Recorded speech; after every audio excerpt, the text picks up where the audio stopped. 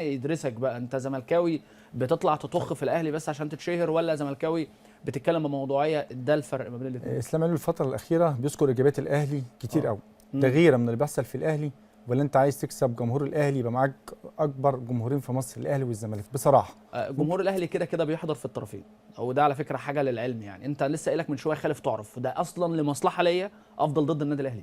لا بس انت اديلك فتره بتتكلم في ايجابيات. ايوه، ما انا عشان كده بقول لك مش محتاج ان انا اختلف علشان يجوا. طيب. انا كده كده لو انا اختلفت بالعكس، يعني لو ضد النادي الاهلي جمهور النادي الاهلي هيتابعني اكتر، بس هيخش يغلط فيا.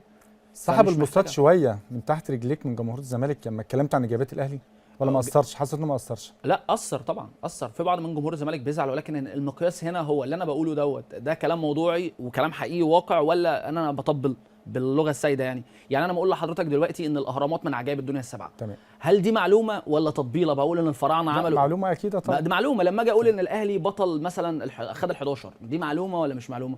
لما اقول انفانتينو بعت خطاب شكر للنادي الاهلي بيقول ان هو افضل نادي في القاره. هسألك سؤال تاني، مين محللين الرياضيين بيعمل في الاهلي نفس الكلام اللي انت بتعمله مع الزمالك؟ ما عشان وضع الزمالك لا يسمح بالتمجيد. اللي هيمجد دلوقتي او في الفتره الماضيه ديت يكون انسان بيضل نفسه. طيب حاليا مجلس اداره الزمالك شايف انه بيمشي بخطوات ثابته؟ بقى عامل طبعا مجهود كبير. حد من المحللين الرياضيين الاهلاويين اللي بينتموا للاهلي طبعا في المحتوى بيتكلموا على في الزمالك؟ عتاوله. الاستاذ الكبير برضه، اللي ما بقول الاستاذ الكبير الناس من بعض من الجماهير يعني بتزعل، الاستاذ عادل القيعي.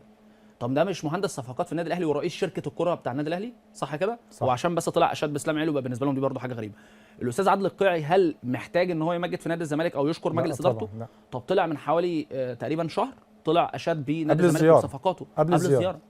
طلع اشاد بصفقات نادي الزمالك، وكان في حلقه مع الكابتن احمد حسن ويتسال قال له الوضع بتاع نادي الزمالك ومجلس الاداره رايك فيه ايه؟ قال له في طفره كبيره وصفقات قويه والناس عامله مجهود كبير ويشكروا عليه وعملوا من الفسيخ شربات.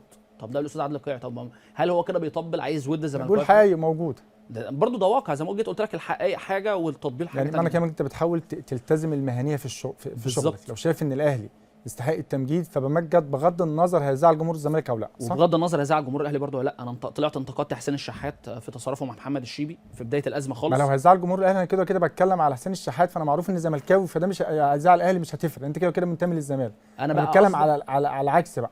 بالظبط كده.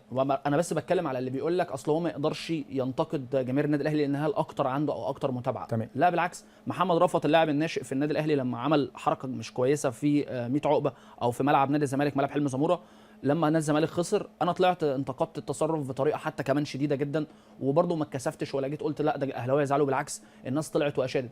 بنزل صورتي بتيشيرت الزمالك ما قبل كاس مصر في السعوديه، وجيت قلت اتمنى التوفيق لنادي الزمالك، النادي اللي بنتمي له، بتيشيرت نادي الزمالك. وجمهور النادي الاهلي قال لي حقك، ونتمنى التوفيق للنادي الاهلي احنا كمان، وان شاء الله ماتش يطلع حلو. فمفيش مشكله يعني. وجهه نظرك شايف ان مجلس اداره الزمالك الحالي بيمشي بخطوات منتظمه وبدا يجني ثمار الخطوات دي؟ طبعا بصراحه الناس عملت مجهود تشكر عليه. انا كنت متشائم. هاجمتم في الاول يا كابتن اسلام؟